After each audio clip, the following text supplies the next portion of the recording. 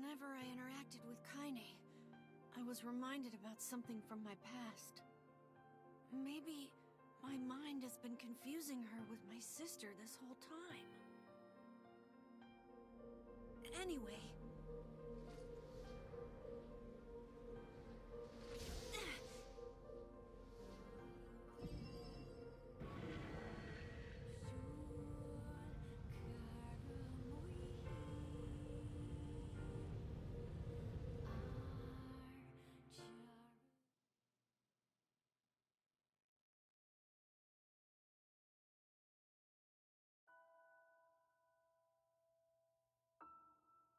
Okay, so hi, hello YouTube. It is I, Jinx Souls VT, aka Jinx. I'm playing Nier Replicant. This is Route B, the beginning of it anyway. I assume. Um, I wasn't expecting it to just drop me right into cutscene and then this, but it did. So we're here. Teehee. The sound of rain filled the village. The steep cliffs that surrounded the area magnified sound, causing even the slightest drizzle to rattle like a thunderstorm. Thin wisps of smoke streamed from huts as the villagers huddled in their homes and waited out the rain. A single child, however, had braved the downpour and was now wandering slowly toward the wooden hawk-shaped weather vane at the center of town. The wanderer reached the vane, which had existed for as long as any could remember, and stared. The child's face was simultaneously delicate and fierce, like a teacup that had survived a shipwreck. Those traits combined with pale white skin to give the face of an almost sexless quality. If the beak turns east, I go home. If it stays west, then I... The child blinked. Rain slowly dripped down the young one's short hair and began its long descent to the ground. Come on. Come on! The child felt a slight breeze and watched as the vein slowly creaked to life. Spinning this way and that for a moment, it finally settled with the beak pointing firmly toward the east. East? Really? Before the vein could move again, a jagged rock came spinning and tumbling through the air, striking home against the child's head. The first of the blow dropped the child to the ground as a hail of stones began to fall all around. Oh no, they found me. A heartbreaking smile crept across the child's face as the stones continued their assault. This is from Kaine's perspective. I know it said, like, Kaine at the beginning. I didn't know if it was going into someone meeting Kaine, or, like, if this is a dream of Kaine's, if it's from, like, a different point of view. But now, this is just Kaine going through this.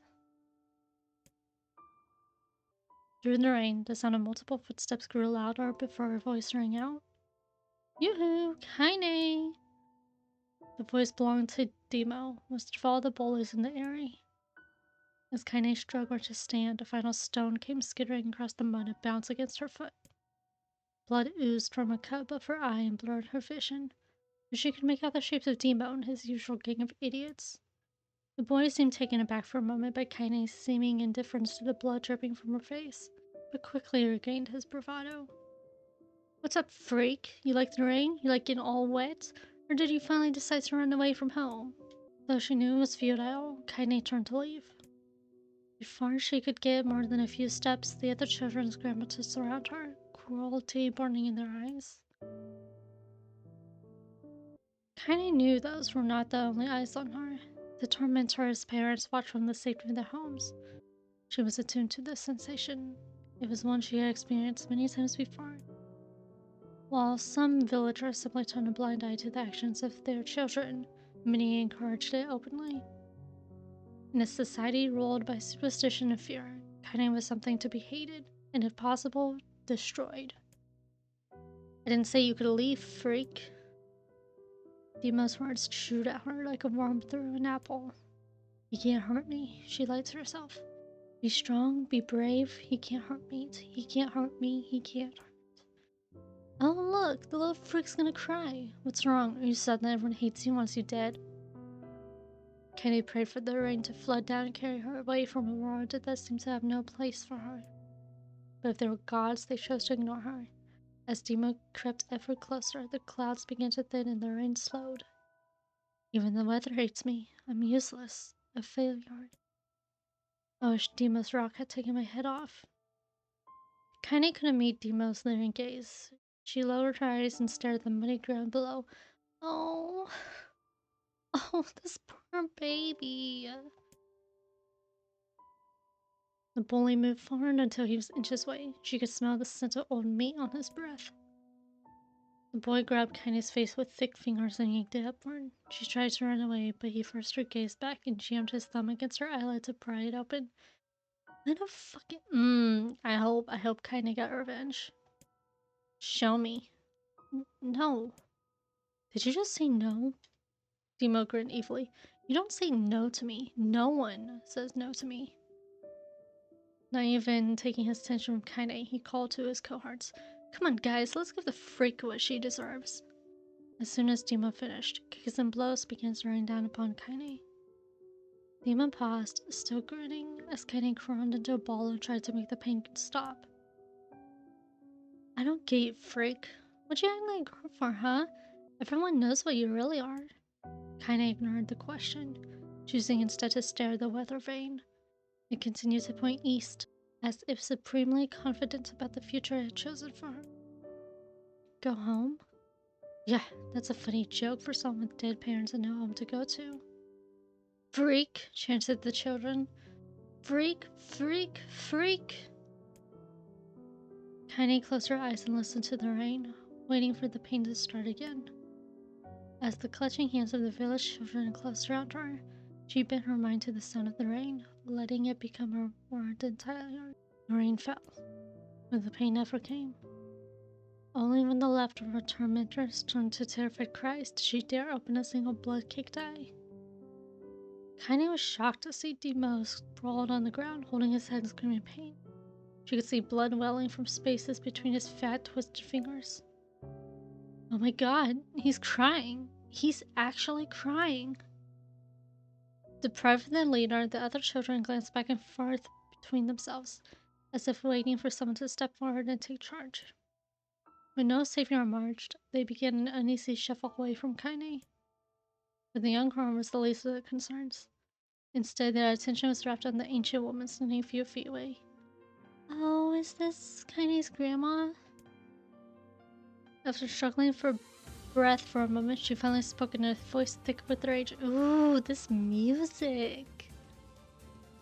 Oh, this music's so good.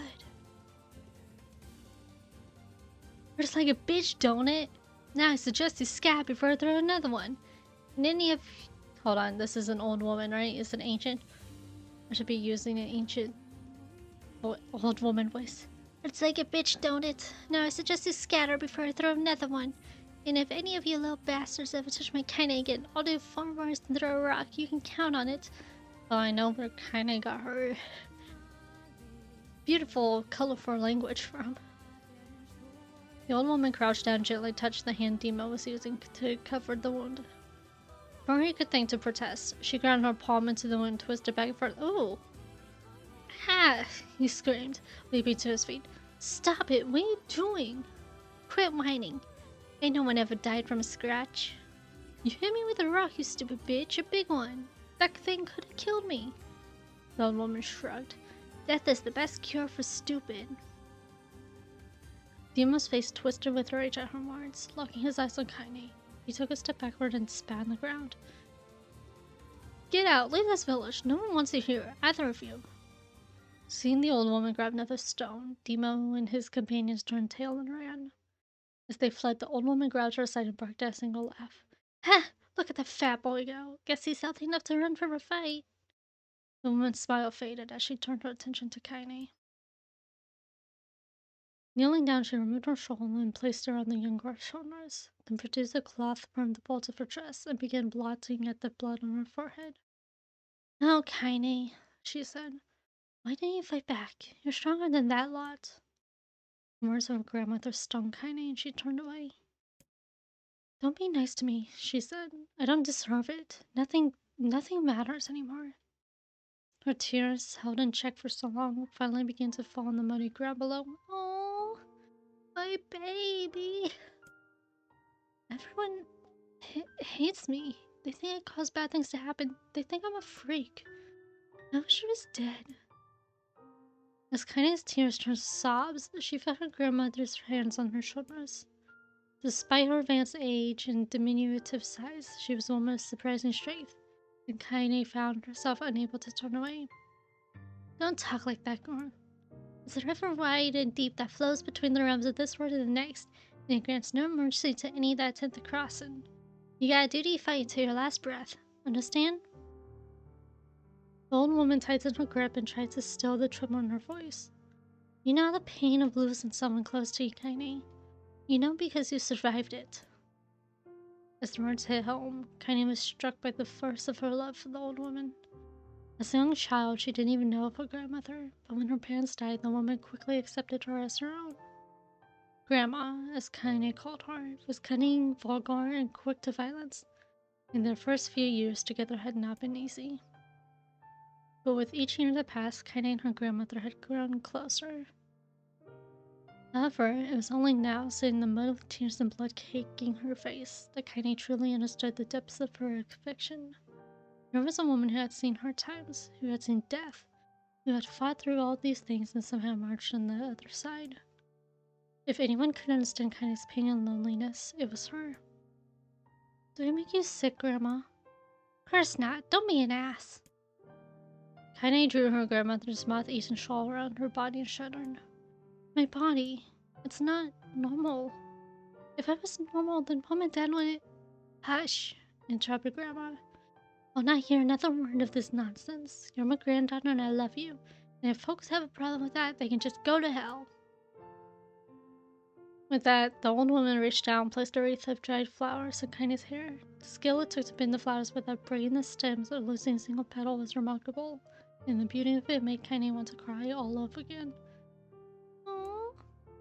Oh my gosh, these are lunar tears. Grandma, you made this for me? Lunar tears were legendary flowers. Most people could live their entire lives without ever seeing one, and yet her grandmother has somehow collected a dozen or more. Kaine reached up and touched the wreath as if she couldn't believe it was real. Well, where did you find these? Just stumbled on them while I was out doing shopping. The old woman turned away as she spoke, leading Kaine to suggest the search had been more difficult than she was letting on. The pains she took to construct the ornament, let alone track down flowers in its construction, made Kaine's heart hurt. She reached up and gently adjusted the wreath, admiring the way it felt between her fingers. Didn't quite turn out right, said her grandmother as she squinted at it.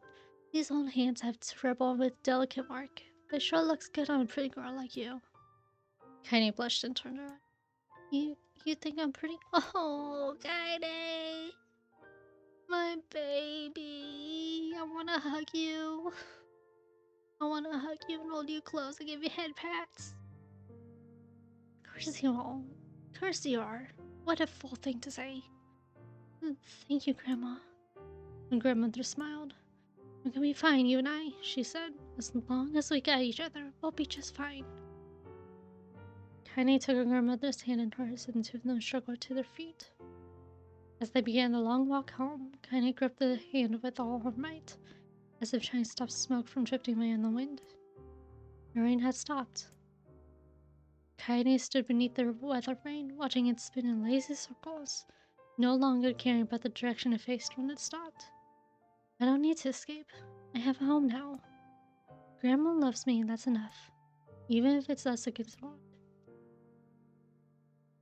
Kaine let her gaze drift up past the vane and into the cloudy sky. The last hints of her rainbow were slowly fading. As she turned and headed for home, the light scattered into a million particles and vanished, seemingly taken away on the breeze. Aww.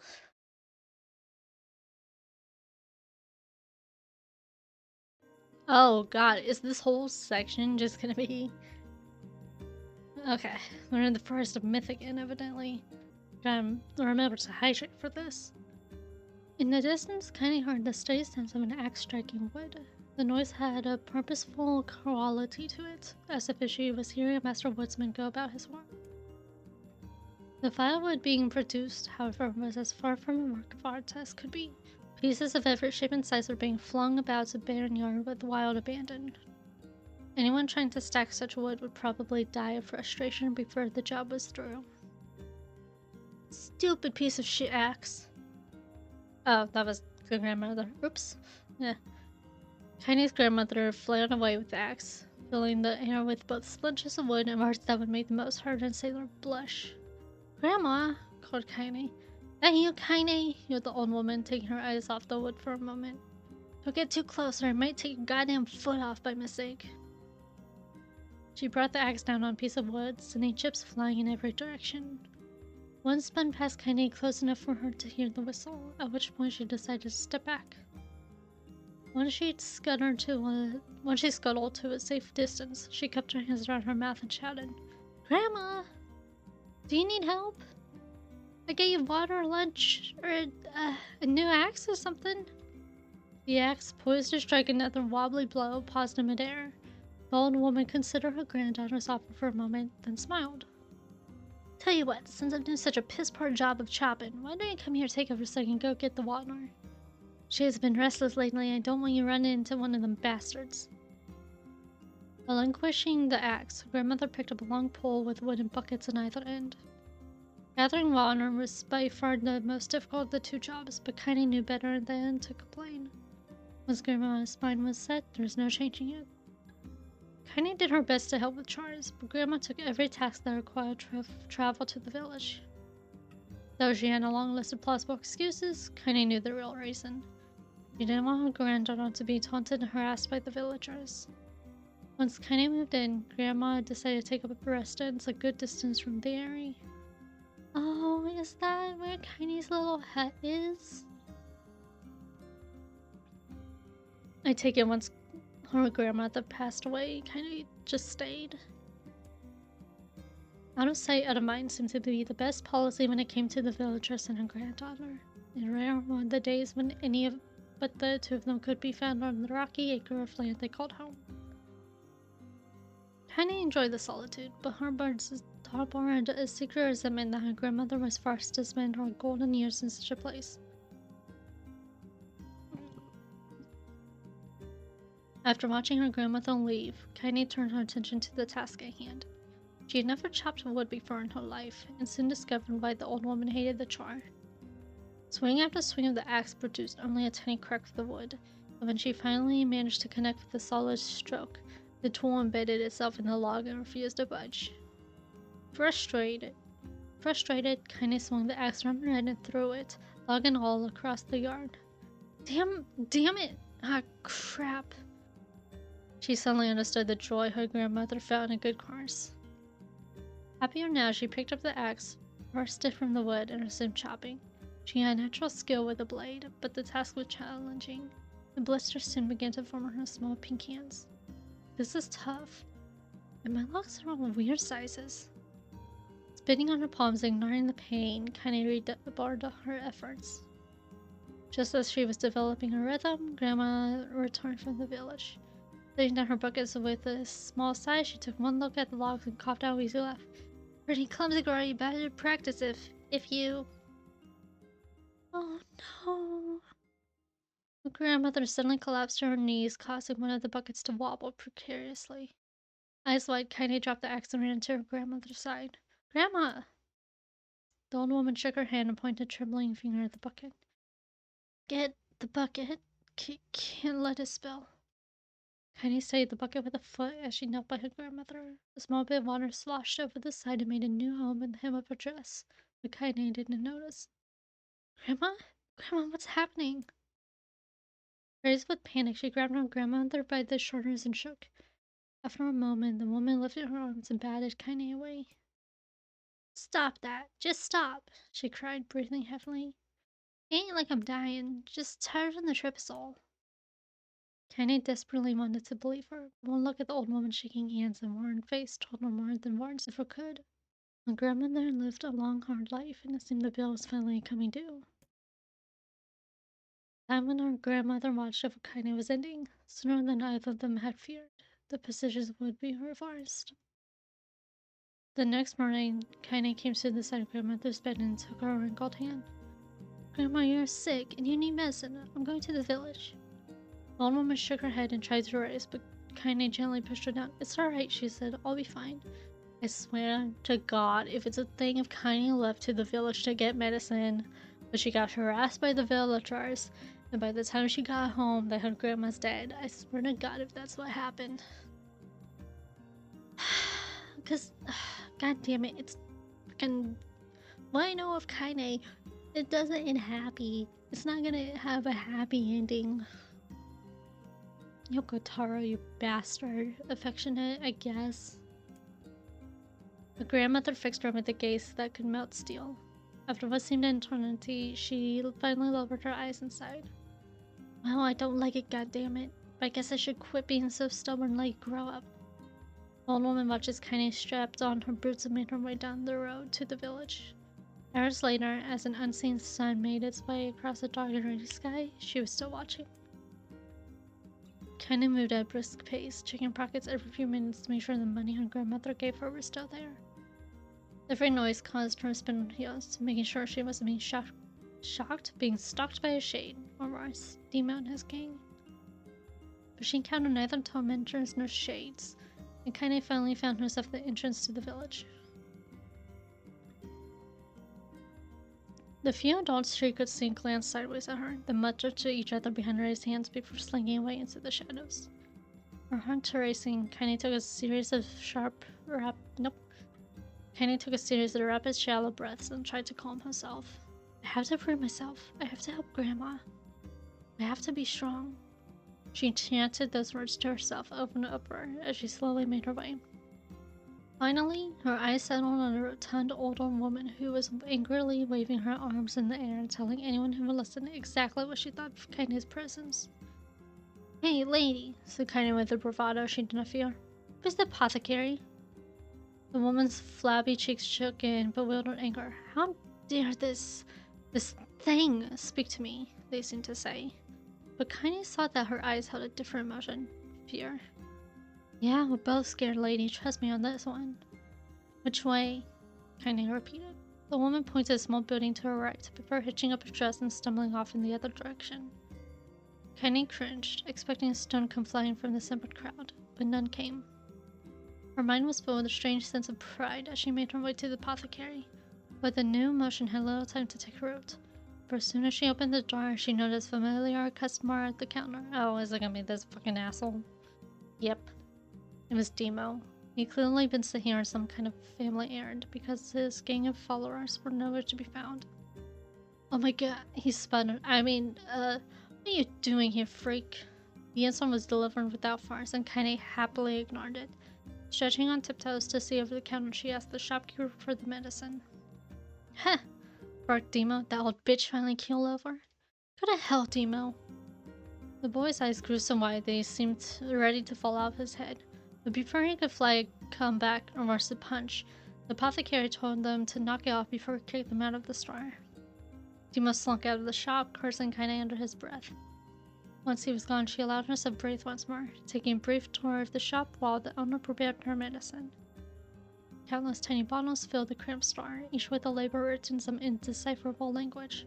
An ocean of aromas assaulted her nose, creating a scent that was exotic, but not altogether unpleasant. Seeing such a variety of supplies gave Kaine a sense of peace. Surely in a world so vast, there would be a place she could call home. On the far wall behind the counter rested a portrait of a stunning young girl. The picture had once contained bright, vibrant colors, but time had worked its cruel magic and they were beginning to fade. The beauty of the work, however, remained undiminished. You like that picture? Kaine turned to find the apothecary with a small vial of medicine in his hand. His eyes were gentle but sad, and they seemed to stare through her into nothing as he spoke. It's my daughter. I sketched her when she was just a little girl. She's been dead a long time now. Kaine didn't know how to respond. She just stared at the portrait and tried to come up with the right words. Pictures are wonderful things, continued the shopkeeper. They let the ones closest to you live on forever. He shook his head slightly, then looked down at Kaine and smiled. Handing her the medicine, he reached into his sizable green apron and produced a handful of old wax crayons. You should have these. There's no one left that I wish to draw. Kaine took an instinctive step back, causing the shopkeeper's face to darken. Yes, I've heard the rumors about you, he said. It's a small village, and word travels quickly. Between you and me, I'm not sure much of them to believe, but I also don't think they matter much. I know your grandmother, Kali, and I think the way she was driven out of this town is just deplorable. Grandma's name is Kali? Thought Kaine suddenly. She was still mulling this new fact over in her mind as she reached out and gently took the crayons from the apothecary's hands. My grandmother is an old friend of mine, he said as Kaine scooted away again, and I owe her much. I wager she would like it if you drew a picture of her. Yes, I think she would like that very much. Kaine murmured a quiet agreement, but inside her heart was bursting. Never before had villager treated her with anything but complete contempt. It was a tiny, almost imperceptible step, but it was a step nonetheless, and with enough tiny steps, she might one day discover the rest of the world. When Kaine returned home, she found her grandmother asleep in her bed, her feet were blackened and raw. Oh no. Even bleeding a bit in places, leading Kaine to think that she'd been pacing around the room until exhaustion finally caught up with her. Is that what it is, or is it the black scroll? No, because I think Kaine did mention that the black scroll did take her grandmother, right? God, it's been so long, I don't remember. Oh, this poor baby. She placed the medicine by her grandmother's pillow and turned to leave, but the old woman's hand clasped her around her arm. Back already, aren't you? Asked her grandmother with a yawn. Come here, let me have a look at you. Grandma sat up and examined Kaine from head to toe. Finally satisfied that nothing terrible had befallen her grandchild, she leaned back and allowed herself to relax. Well, how was it? Those bastards give you any trouble? It was kind of fun, said Kaine with a small smile. No, seriously, it was. Fine, eh? Asked her grandmother in a voice which implied she believed anything but. Uh-huh, so anytime you need me to... Oh, no, that's Kaine. Oops. Uh-huh, so anytime you need me to run an errand, just let me know. As she spoke, Kaine removed the crayons from her pockets. After a brief explanation of the stars, she informed her grandmother that she was going to sketch her portrait. A portrait of me? Ridiculous. No one's there. Wicked old... Whoops. And a wrinkled old crone. But Grandma, it'll make you live forever. For shit, said her grandmother, throwing back the sheet from bed. Living forever would just piss me off. Now put those crayons away and help with dinner. But Kaine would not relent, and in the end, Grandma found herself leaning against the wall of their house as if posing for a master artist. Kaine took up the crayons, eyed her subject carefully, and set to work.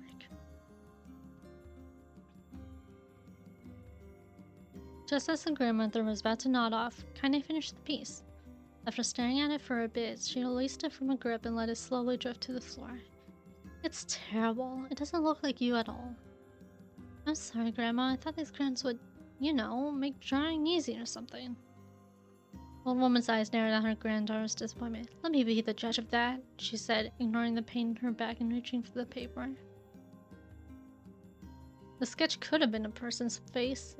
It also could have been a ball or a lump of clay, or an incredibly misshapen loaf of bread, all rendered in a chaotic array of colors. The old woman stared at the picture for a long time, then slowly wheezed out a laugh. Oh, Kaine, she said between laughter. You truly are my blood. You're as clumsy as me and I love it. But... Hush, I won't hear any more bull about how ugly you think it is. It came from the heart, no treasure always. Oh... Why? Why can't you just be happy with your grandma, Kaine? Why can't that be the story you have? Damn it. True to her word, the old woman gave the picture a place of honor above the kitchen table. In the days that followed, Kaine would often catch her staring at the portrait with a strange smile on her face, an action she interpreted as silent, mocking laughter. A week later, Kaine could stand no more and asked her grandmother to take the artwork down. Hush, said the old woman. I'll take this down when they roll me in my shroud. She pondered this for a bit, then turned to Kaine and dropped to one knee. Listen to me, Grant. Seeing this picture makes me happy in a way I've never felt before. And it makes me want to go on, so that someday you can feel the same happiness. It was a moment that burned itself in Kaine's memory. A perfect blend of pride and love and joy that came together to form a lifelong remembrance. She swore to never forget this moment, to never forget the old woman who had made her place in the world possible.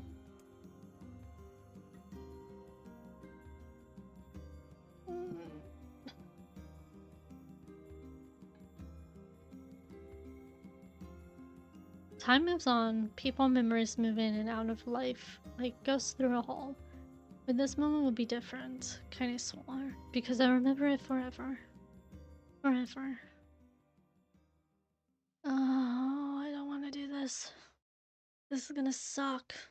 Kaine listened to the sound of crackling firewood and stared at the black object on her plate. She'd been pushing it around the wooden disc for a good 10 minutes, ignoring the bemused stare of her grandmother. Finally, she summoned her courage and gave the object a brief sniff. A sharp, bitter scent flew up her nostrils and made its home there, causing her face to twist with disgust. Grandma, I can't believe you want me to eat a bug. The old woman threw some more wood under the cooking pot and snorted. It's no bug, you fool, Grandma. It's a berry. Why the hell would I be feeding you bugs? Yeah, well, it sure looks like a bug, said Kaine. I think it's burned or something because it smells terrible. With that, Kaine held her nose and threw the berry in her mouth, chewing as little as possible. Oh yeah, that's terrible, alright. Why, you little brat, laughed the old woman. Look at the sass on you. You've been spending too much time with me, and that's a fact. 5 years had passed since the moment when Kaine's grandmother saved her from the bullies. As, as is often the way with two stubborn people, their relationship had grown in fits and starts, but moved on the same. Meals that used to be somewhat affairs were now filled with laughter and abuse in equal measure. Kaine could not remember a time when she had been happier. As the years went by, Kaine started to shoulder more and more of the daily responsibilities. Her grandmother's legs grew weaker by the day, and she could no longer do many of the chores she used to take for granted.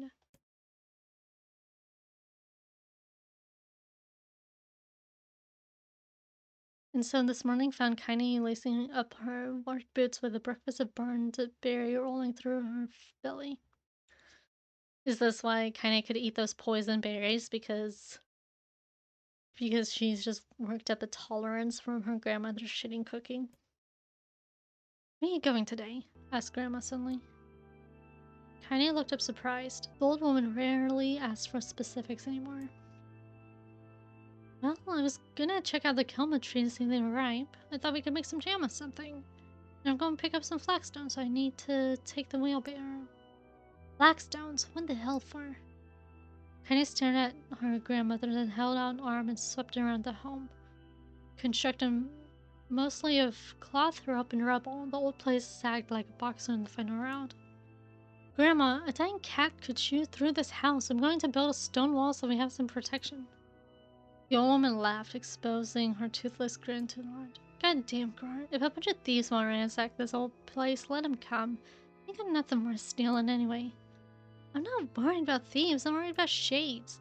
People saw one west of the village yesterday. The old woman tilted her head and stared at her granddaughter. Well, shoot. I don't know why you have to do it today. We can worry about some other... Grandma, no. If I don't go to the kelma trees, we won't eat tonight. You know that. A confused expression passed along the old woman's face, and for a moment she was a small child lost at carnival. Yes, she said after a bit. Yes, of course you're right. I'm sorry, Kaine. Lately it seems my mind is... She didn't finish the thought, instead walking over to her nightstand and gently taking the wreath of lunar tears from the drawer. The flower's petals had aged to brilliant whiteness, and Kaine thought it was more beautiful now than the day she first received it.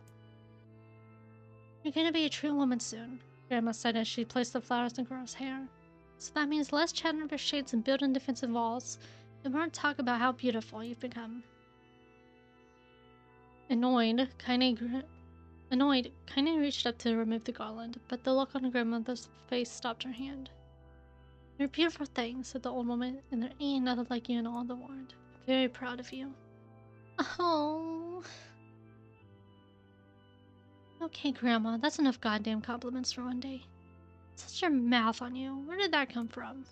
Gee, I wonder. I'll teach you to sass me, yelled Grandma. Suddenly she lunged forward and grabbed Kaine by the ears, pulling her around the room with a crazed grin on her face. Grandma! Yelled Kaine in a quaking voice. Grandma, stop it! What the hell?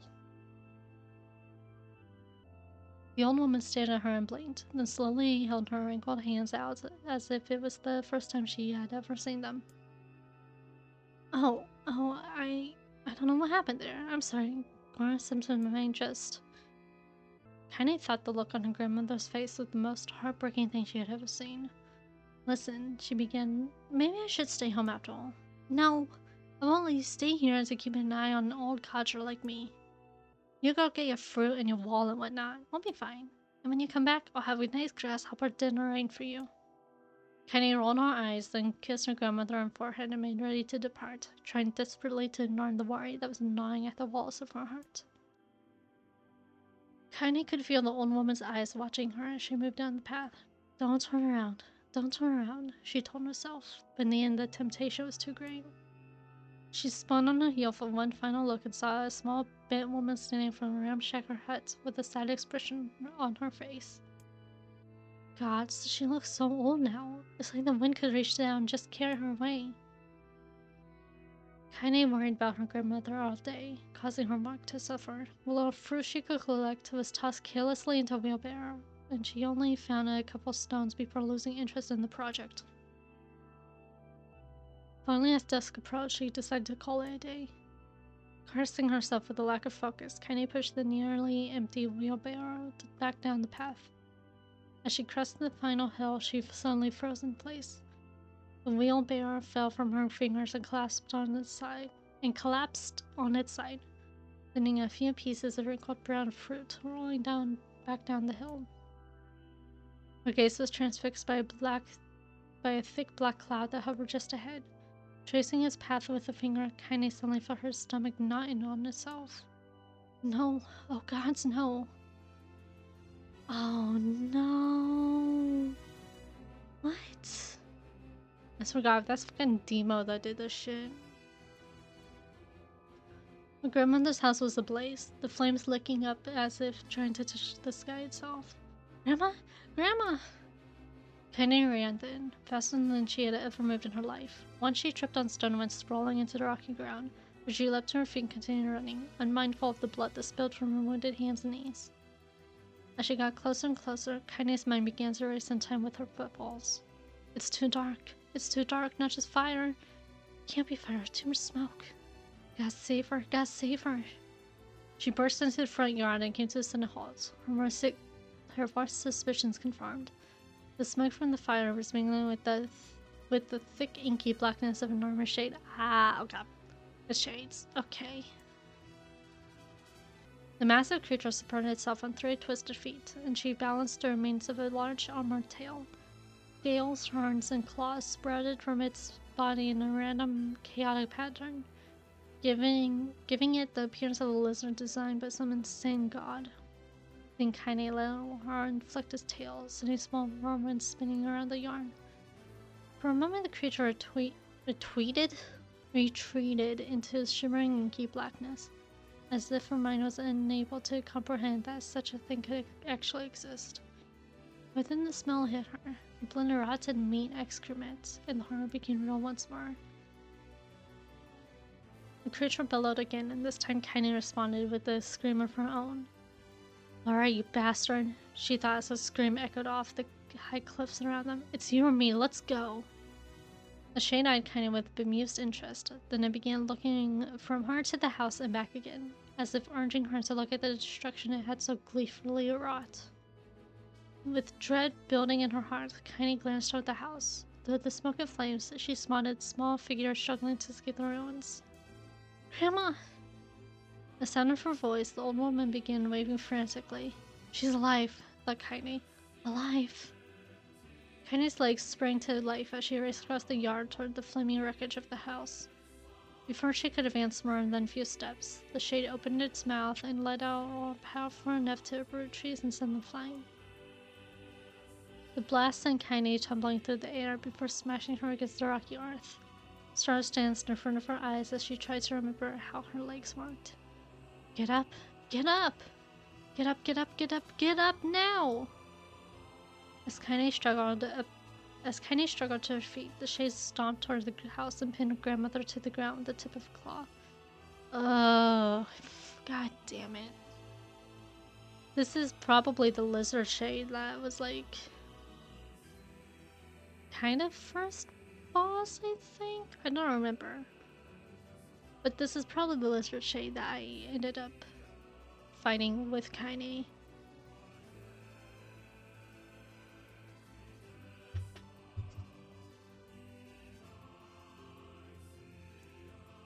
The old woman struggled to move the cloud from her stomach, but she might well have been pushing a mountain. She coughed briefly, sending a small spray of blood into the air, then collapsed to the ground, her energy spent. Kaine lurched to her feet only to fall back to earth with a gasp. Her ankles were on fire. One or both of them were surely broken. Ignoring the pain that screamed through her body, she began dragging herself across the ground, leaving a drunken trail of dust and blood in her wake. But, Grandma, hold on. Just a little longer. The grandmother's face was turning blue, her eyes rolling back until only the whites were exposed. Kaine pulled herself across the ground with maddening slowness, the distance seeming to increase with every second that passed. The shade glanced between the two women, flicked out its tongue, its giant mouth turning up at the corners. Short, panting breaths belched from somewhere deep inside its core. Bastard, laughing at us. She had no idea how such a mindless creature could experience emotion, but there could be no doubt the shade was taking joy in their suffering. Yeah, I see her plan. The shade moved its claws slightly, allowing Grandma to breathe again. It was clearly keeping her alive, only to snuff out her life when Kaine was close enough to touch her. I'm gonna kill this bastard. Summoning all her strength, Kaine rose to her feet. There was a sickening snap from her right ankle as the foot twisted backward. As she first it from her mind, it began to hobble toward the monster. Pulling a small knife from the pouch at her waist, she leapt at the foot that pinned her grandmother and plunged the weapon deep. Give her back, she screamed. Give her back to me. It was like stabbing a rock. After a few swipes, the knife broke at the hilt with a dull snap. The shade panted laughter again, then raised its tail and started rushing through the air toward the young girl that was latched to its foot. Kaine never had a chance. The tail struck her square in the chest and sent her crashing into the burning wreckage of the home. As she lay on the ground with the blood pouring from multiple wounds, a small, weak voice spoke up.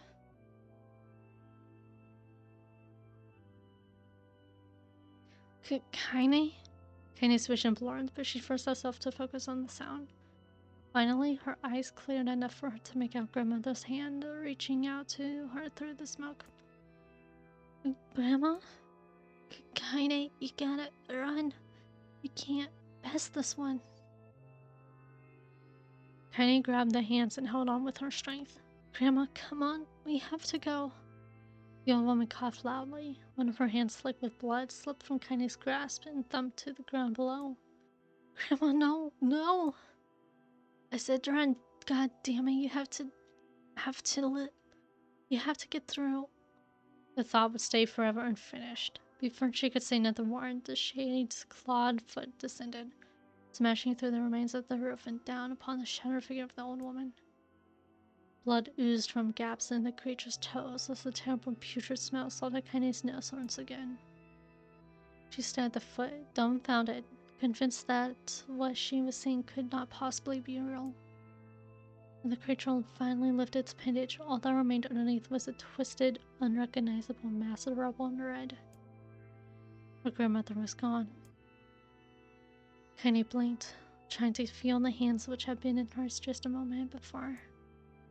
For a fleeting instant, she could remember the warmth of that embrace, the trembling of the fingers, but then the sensation drifted away on the breeze and was gone.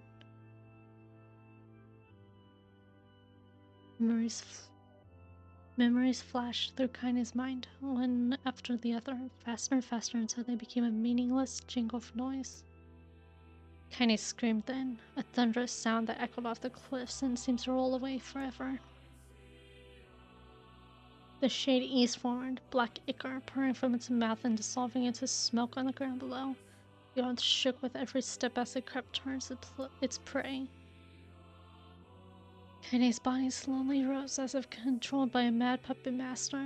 Her arms and legs were bent possible angles, her head lolled dangerously to the side.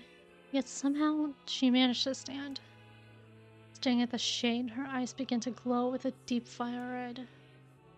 The creature, so confident just moments before, took a slow, hesitant step backward, trying to discern if this broken human could possibly pose a threat. Kaine seized the moment. Laughing like a madwoman, she leapt into the air and plunged the shattered hilt of her knife deep into the leg of the shade. The shade shook Kaine off like a fly, sending her crashing to the thorns again. Her chest rose and fell slowly, as if a great weight were resting on it. Moist sounds of pain echoed through her mind. Something warm and thick oozed from her ears. Is that blood? Think it is. Think I'm bleeding to death. No, can't. Can't die. Grandma told me to live.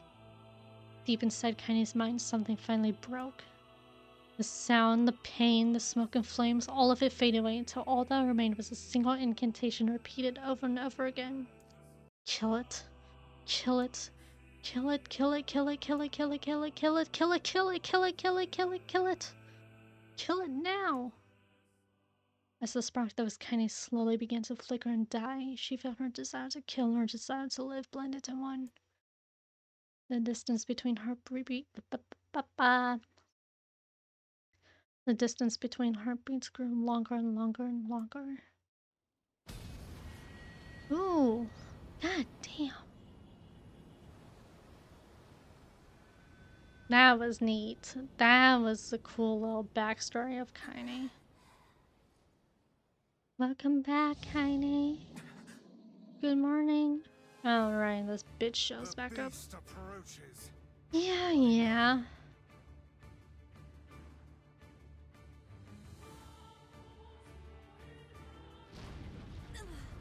This fucking thing. Annoying ass bitch. Dick.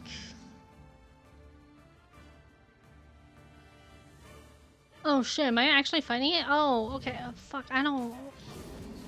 What do I have equipped? Oh. Shit, look at me remembering I have a dodge, but... Or a parry. How did it even survive these past 5 years? Not gonna let this happen again. It dies today. My sword is lighter. It's not the blade, but the skill of the user. Hold on, what? Break it down.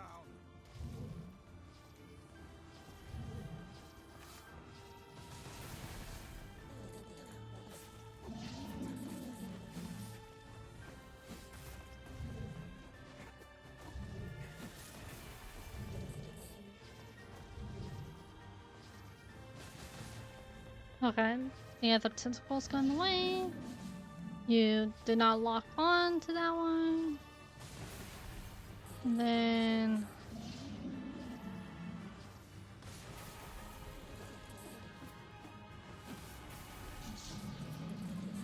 Okay. I think this fight was a lot easier than it was last time. Oh, it was so much easier than it was last time. Okay, cool.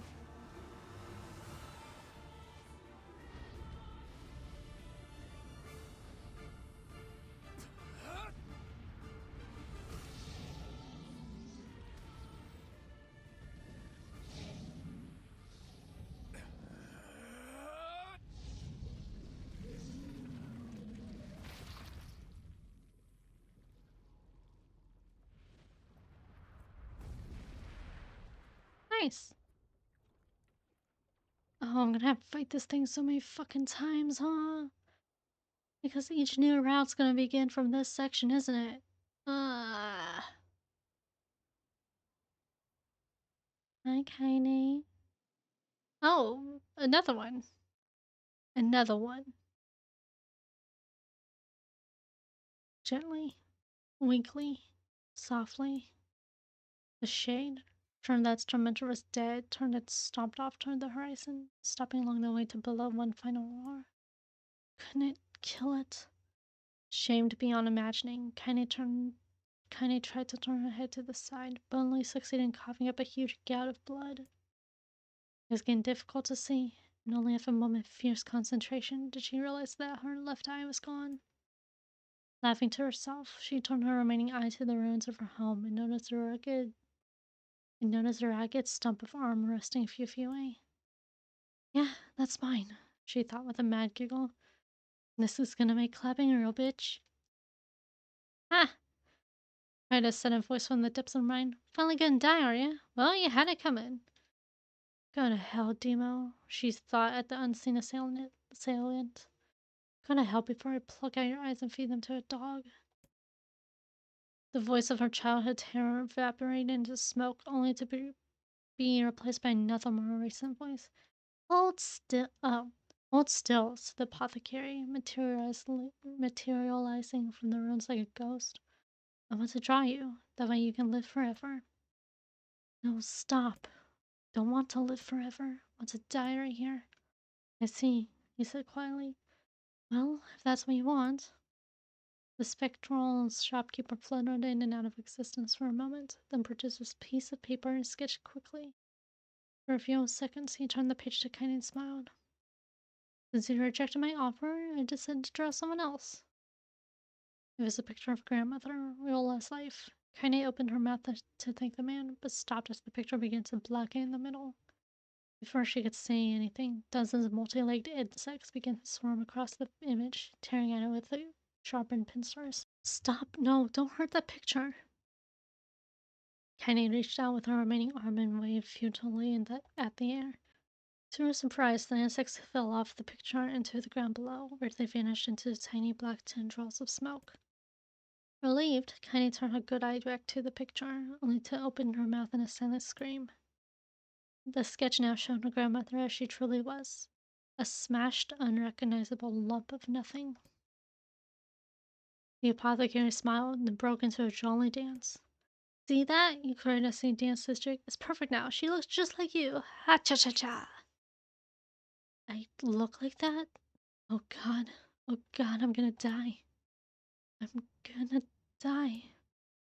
Drowning in despair, Kaine laid her head back in the mud and smoke of her ruined house and waited for the end to come. But just before she let everything go, an unfamiliar voice began whispering in her ear. Here you go, Wish Sunshine. The voice was vulgar and fierce at the same time, as if Insandy had somehow found a way to take form. Kaine wanted to scream at the voice, as the voice crawled under her skin, but her lungs refused to work. Yeah, no, a wish, like a prayer or something? Why don't you get on your knees and start praying to heaven? Please, invisible man in the sky, save me, save me! Kaine finally resorted to shouting at the voice with her mind. I don't make wishes, they don't come true for me. I'm a cursed freak. I should be left to die. The other voice boomed in her ears. Bah! Oh god, you are the best! Kaine glanced down and saw a black, shiny substance oozing from her legs. She tried to brush it away, but her remaining arm would no longer respond. The substance slowly crept around her feet and then began moving up toward the rest of her body. Is this death? Is this what it's like? Or is my mind just losing itself? She could feel the slime oozing upward, feel the hot, searing pain it left in its wake. Whatever else might be happening, she was still alive, and this was real. Come on, said the voice. Let it go. Kaine tried to ignore the voice and concentrate on the pain, but the newcomer would have none of it. Don't ignore me, sunshine. You ready to give up? Ready to die? So why not let me have it? Have what?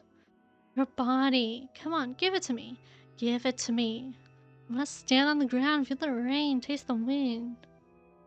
The voice paused as if licking its lips. When it resumed, it was filled with mad, unabated joy. And I want to take your hands and use them to choke the goddamn life out of people. I want to tear the throats and bathe in the blood just like before. In response, Kaine shifted her head and vomited. The warmth of it crept down her throat and mingled with the pain of the encroaching black ooze. Are you a Shane? Yeah, maybe. What of it? The slime reached her face, crept up past her nose, and slowly oozed into the socket of her missing eye. The moment it touched her brain, Kaine was struck by the most powerful sensation. Kaine was struck by the most powerful sensation she'd ever felt in her life. It was ecstasy. She wanted to scream with delight, but all she could manage was a small whispered moan. Feels good, don't it? Asked the voice with a chuckle. Yeah, what can I say? I know how to please the ladies. Oh, give me the body. Come on, give me the body, I'll give you more of this feeling. It's a fair trade. A black lump began to protrude from Kaine's side. As she watched, it grew longer and thicker, eventually taking the form of her missing arm. I can see better, she thought. My eye must be growing back too. The slime reached up to envelop the rest of her face, but she managed to brush it away. Stop, she whispered, marveling at how she regained her voice. Stop. Black ooze hesitated, as if considering this request, then quickly shimmered down her body before disappearing in a cloud of smoke. Ah, what the hell, Sunshine? Screamed the voice. We had a deal. I thought you wanted to die. Your grandma said, can't die yet. A brief image of her grandmother, bloody and broken, flashed before her eyes. She saw the shade that had killed her and heard its mocking laughter, and closed her eyes and forced the image from her mind. Her whole body was quaking with rage. When she opened her eyes again, they burned bright red. The thing took my grandmother. I have to kill it before I die. Kaine glanced down and saw a mysterious pattern. The pattern of the shades burned itself into her left arm. Well, I'll be damned, said the voice cheerfully. Look at that, Sunshine. I think you and me are going to be good friends now. Kaine stared intently at her arm. The more emotional she felt, the more the letter seemed ready to puncture her skin and begin infecting the rest of her body. The arm clearly had a will of its own now. Stop. Gotta stop. Putting her left arm in her right, Kaine took a deep breath and tried to calm herself. Come on, don't fight it, pleaded the voice. It's my favorite dish and I'm hungry. Let it go. Feel the anger. Burn with the fire of revenge. Thirst for blood, then go out there and shut up. Shut up and get the hell out of my body. Your body? Oh, that's rich, Sunshine. Real rich. Look, why don't you just up and die so I can have this body all to myself? What do you say? I bet those buddies of yours in the area would love to see you dead. Kaine grabbed a nearby shard of glass and tried to saw off the shade-infected portion of her side. Before she could, her darkened left arm grabbed her right wrist, crushing it.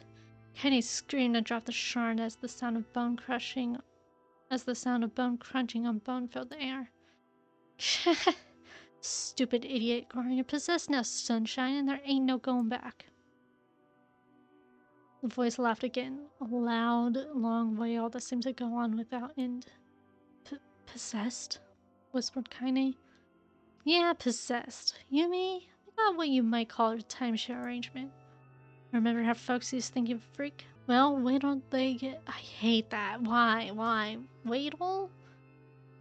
Well, wait till they get a load of you... I can't read that line. That line sucks. Well, wait till they get a load of you now. Kaine looked up, tears in her eyes. The sky seemed smaller somehow. Darker. Is this because of that shade? Is this how they see the world? So, listen, purred the voice. I know this whole possession thing seems a bit sudden, but it ain't all bad. There's plenty in it for you, too.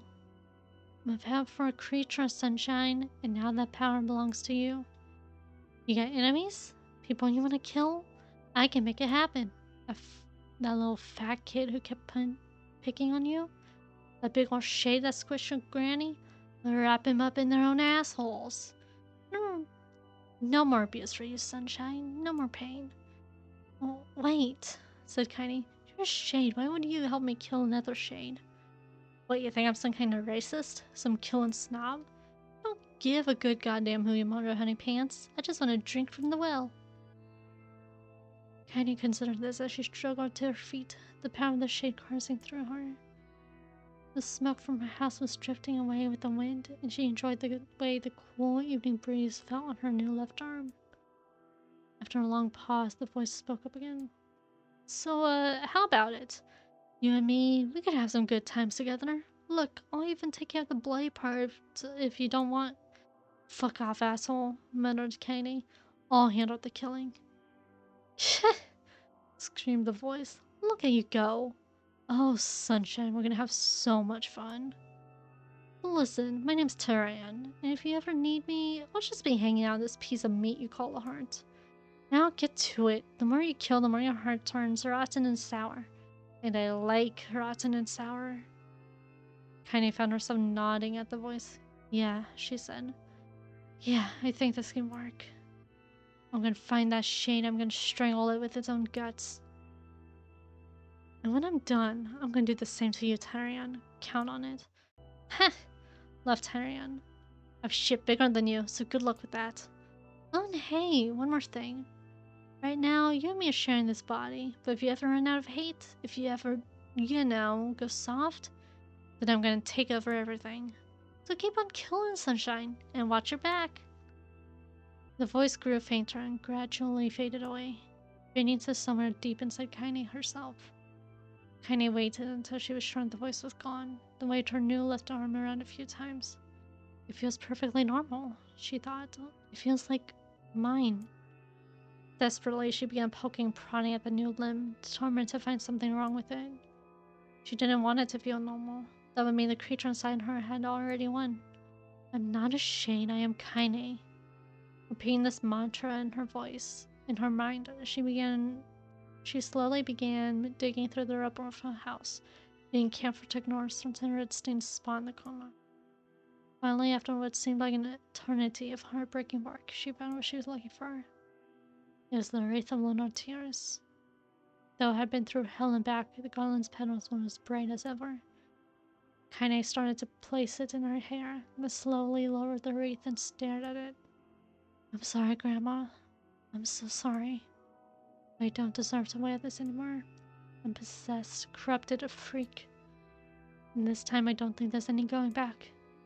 Holding the flowers to her heart, Kaine fell to the ground and sobbed. As night gradually lightened to dawn and the people of the area rose to their daily lives, she remained in that position, as if tears could somehow wash away the horror that now affected her. Fuck! Stay alive. Stay alive.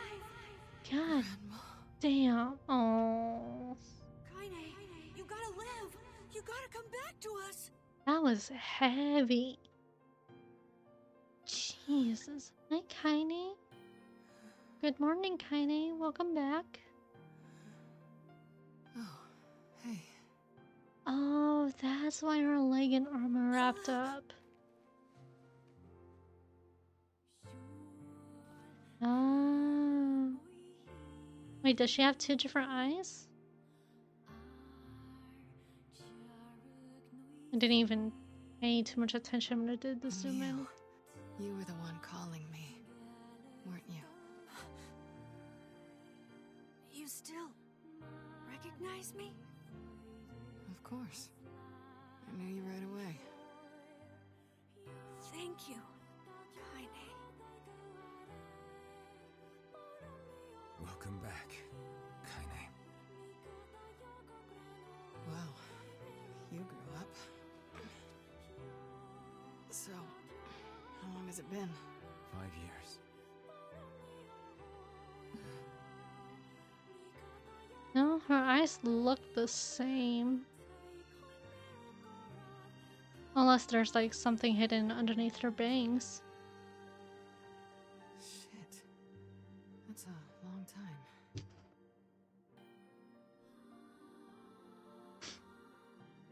Any luck with Yona? We are still no closer to finding her. We need a way to locate the Shadow Lord. By the way, this is for you. Is that a lunar tear?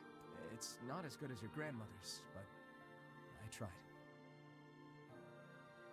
I'm trying. Did that happen last time? No, it's great. Thank you. I'm trying to remember. I don't remember if that happened last time, but I do like this new context. Kaine waking from her long petrified sleep. Emil's unflagging kindness. Our reunion was a happy one, and we let it wash over us like rain. That is, until Devila and Popola had to go and ruin it all. Fucking Devila and Popola. Are you kidding me? You can't be serious. Please try to understand. People are tired and scared, and I'm sorry. I'm sorry you have to bear the brunt of that. This is crap, and you know it. It's okay. We can sleep outside. No one's sleeping outside. You and Kaine saved this village, and now they want to run you out? People are afraid of us. And really, I understand. I mean, look at me. Yeah. As long as you're still with us, I can deal with Damn. Damn. it. Right, Kaine? I wonder if one of these routes is gonna go into Emil's stuff when he was younger with his sister. Wouldn't it though? Because we kind of found research papers and documents about Emil and his sister. So I don't know if it would like actually do kind of what it did with Kaine's backstory. I'm used to sleeping outside. Oh, Kaine. But We'll see you later. Sorry about this. Oh, babies. What is the matter? Kaine always sleeps outside. I never thought about that until just now. That's Never the even same. occurred to me. Damn it. We should turn in. I'm just trying to process I didn't get dialogue much sleep that night. to see if there's anything new. For the first time in my life, I hated Devila. For the first time in my life, I doubted Popola. Well, you want to kill all Those feelings shades, so were hey, pointless. there you go. They said and did what they did for the sake of the village. Is this speaking from like the future To protect perspective? from the horror of the shades. Like, is this not near now, but like near in the future, knowing everything that happened? Really, how can I blame Devila and Popola? In the end, I'm just as bad. Because I never once stopped to think about Kaine and Emil's situation myself. Now loading. Oh, okay. This is definitely off to an interesting beginning.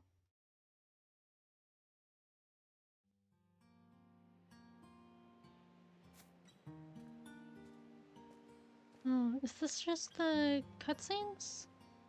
Am I gonna be able to move around and stuff? I should apologize to Kaine and Emil, Wait, is this new? but what good would that even do? I got a fire going. Wait, is that? Oh, I think this is new. Weird, aren't they? I don't remember this. I'm so happy to get to talk to you again, Kaine. Oh, Me too. I tried everything I could think of to save you, you know. I polished you with a special cloth. I poured warm water over you. Wait, you poured water on me? aw, Neil. Yeah, but it didn't really do much except make you all shiny. Hey, Emil. Thanks for saving me. I guess you noticed how I look different now. I'm sorry, Emil. I'm sorry for all of it.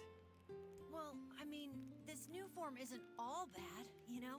At least I can look at you when we talk, right? Hey, so why don't you tell me something about yourself? Did Kaine knew? No. Did Kaine know that that was gonna happen to Emil? She sounds very much not surprised in the slightest.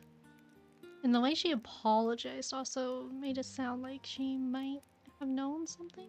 I don't know. I'm not very interesting. Sorry. Yeah, Come on. right. I just want to know you better. Please? Fine. This all happened when I was a kid. Before the whole shade possession thing.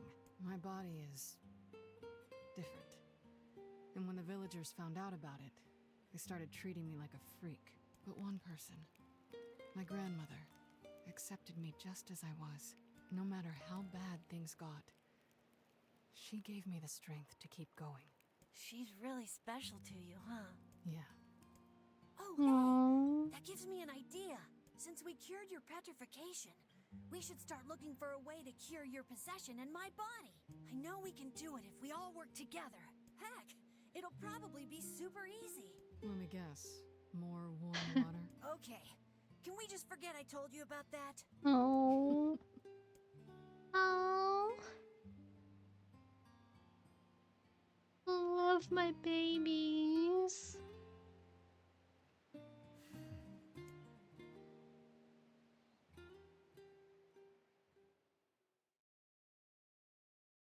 Huh? Oh, Jesus Christ. We're a shit home with them. It makes little trumps and follows me around. Not. Sleep well? Jeez. And yet your red eyes tell a different tale. Oh, yeah. The whole conversation between Emil and Kaine wasn't shown at all. Don't be so hard on yourself, lad. I need to go see Devila and Popola. Very well. Oh, I can move around now.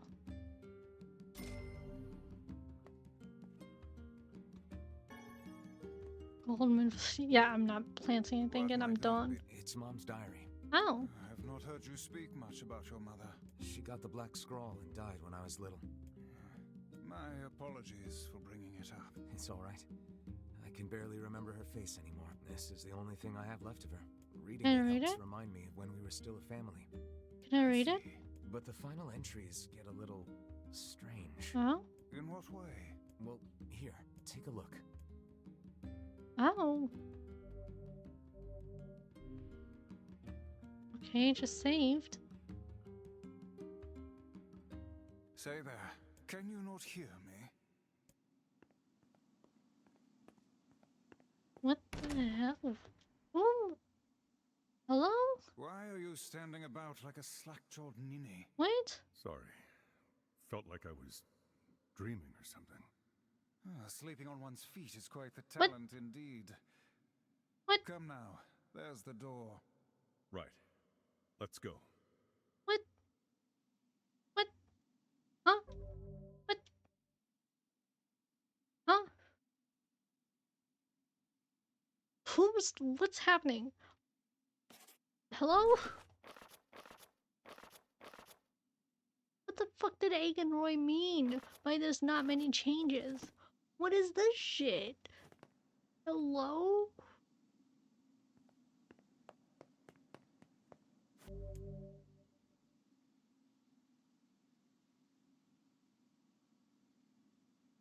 What is happening? That's, I guess. Okay, that's an old entry.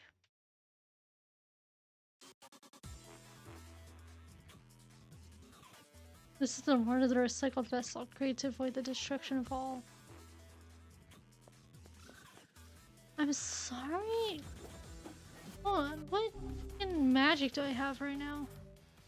That's the wrong button. That's the wrong button. I'm gonna be hit. That's fine. Okay, so I do have my favorite ability. This music is cool as hell. I love this music. What's happening?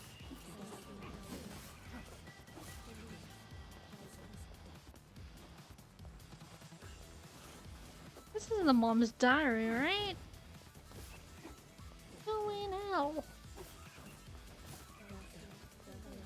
I mean, they did say it gets weird, but like, I don't know what's happening. I don't know. I don't want to try and make theories because I don't even know how to make a theory with what the fuck this is.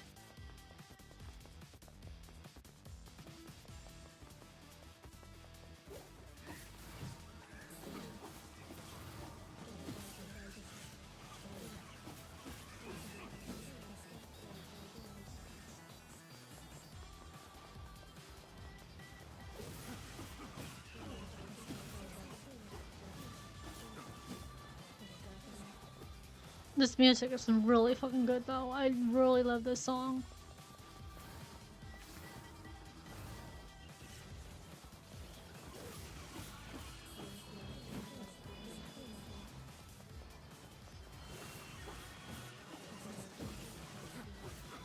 How far do I need to go? Okay, I'm almost at the bottom.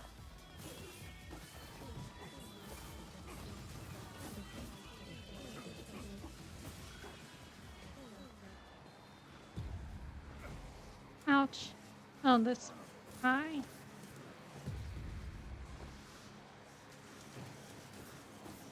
You are doing a lot. Okay, phase 2? Okay. The Black Scroll, a lost destiny, a white book, a false truth. God damn it. Oh, y'all suck ass. I mean, that's fine. I hit them once and they die, so... This is really cool, though, what's happening with the background. I love how wonky it all looks. Wonky, trippy. I love how trippy it looks. Like it is some kind of weird dream sequence. I don't know what the fuck's happening, though.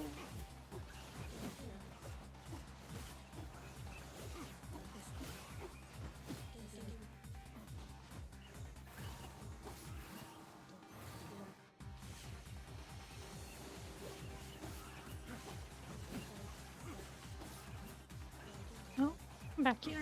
I didn't kill you. These bitches keep coming back.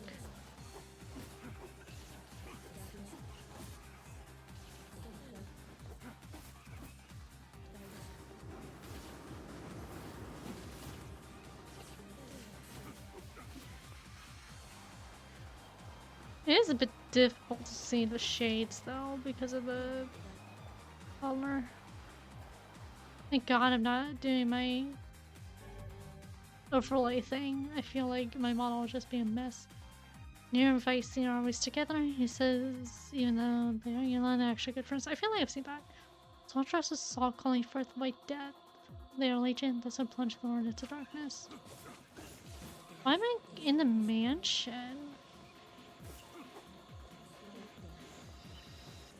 Oh, hold on. I began from the lost shrine. Now I'm in the mansion. Why? No, this isn't the mansion. This is the library. Why?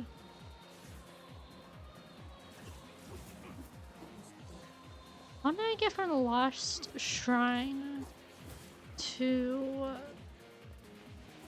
the mansion? Because I was also in the mansion previously, and now this is the library.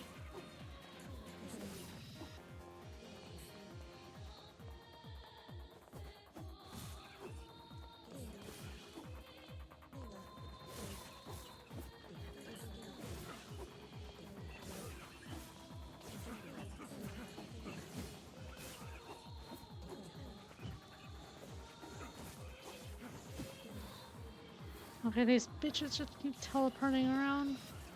Although they have the shield, so my magic doesn't like nothing to them.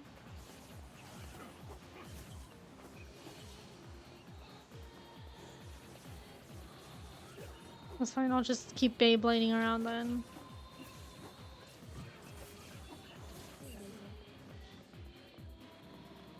Okay, boss fight? Nope. Okay. Fool's Embrace. Huh. The dragon's corpse brought death to the world. The living entered the power of magic. What's happening? Okay, and now I'm in the shrine again. Am I accidentally doing some kind of DLC? What's happening? I shouldn't have any, like, extra fight DLCs.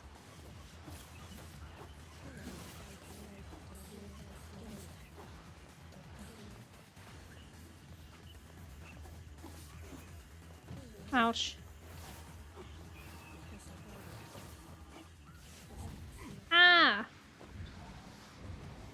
Oh, okay, so you're just a bitch. Ow. Ass. Oh, I hate you. You are the worst. Fucking shade. I'm stuck. Oh. I just want to charge up my shit. There we go.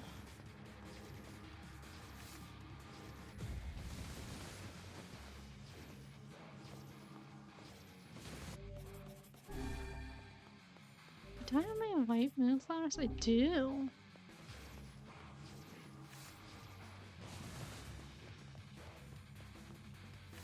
Oh, this music's fucking hot. I love this.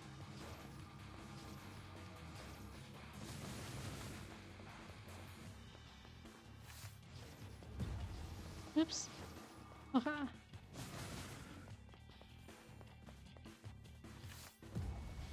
Ouch. God damn it. Bitch.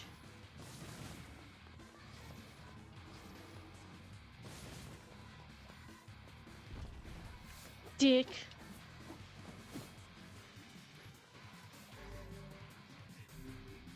It's so many healing items. Look flower. Oh, yeah.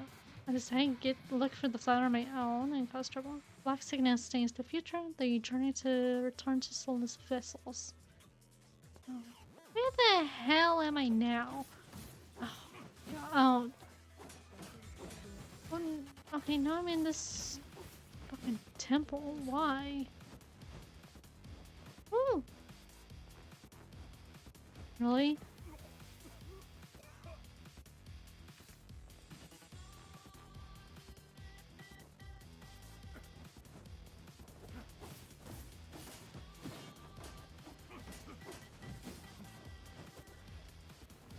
Seriously? There we go. That's what I wanted. Here, I'm getting some meat. That's not what I wanted to use to heal. Actually, what is this fucking weapon I got? Not you. Not you. It's 266. Ooh, that is a lot. Fool's Embrace? Like a fucking Kratos?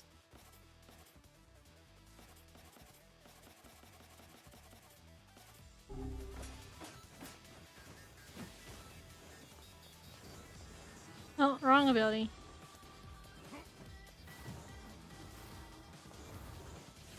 There you go.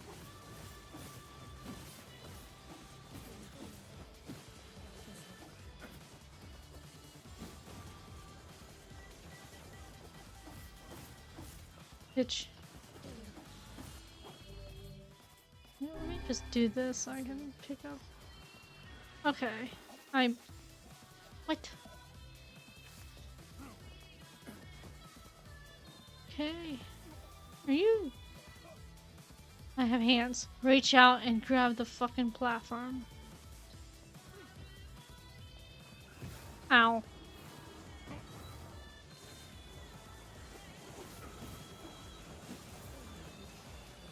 Oh, I can't wait to also have a fucking fight in the junk heap, probably. Where am I at? Oh, come on.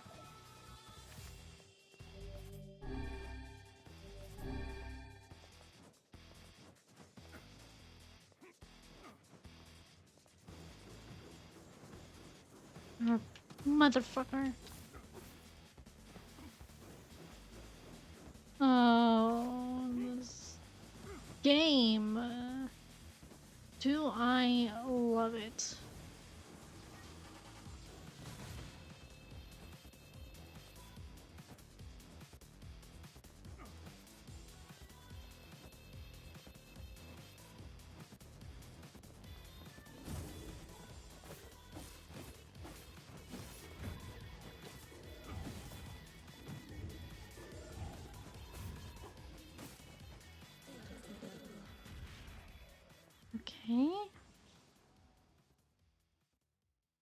Am I done? Kabuki outfit. Without. Oh, huh? What?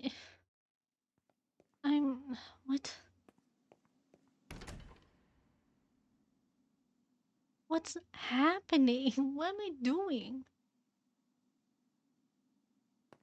Do I choose between one of these to go through? I'm gonna go through this one. Oh, it's already been completed? Then no, I don't want to do it again. I don't want to. Am I stuck here? Is this. Can I just leave this area? Yes. Oh, what? Is this just an. What the fuck is this? What have I stumbled across? What?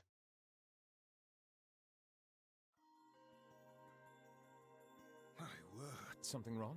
I feel as if I've just awoken from a most unpleasant dream. What the fuck kind of diary does my mom know what you mean. have?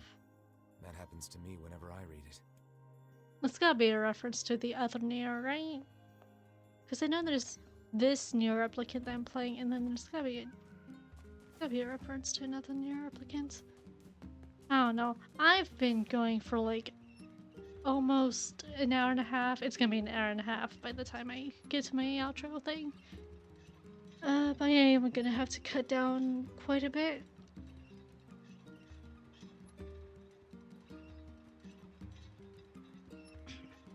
Well, maybe not quite a bit, but I'm gonna have to cut down some stuff. But yeah,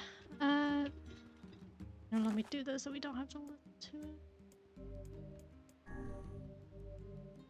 Do that, but okay. Yeah, so Nier Replicant. Going towards ending B, I guess? Or out B? I don't know. But yeah, this is fun. I'm very much intrigued, and if you guys enjoyed this video, leave a like, comment, maybe even subscribe. Help me, algorithm, YouTube stuff, yada yada.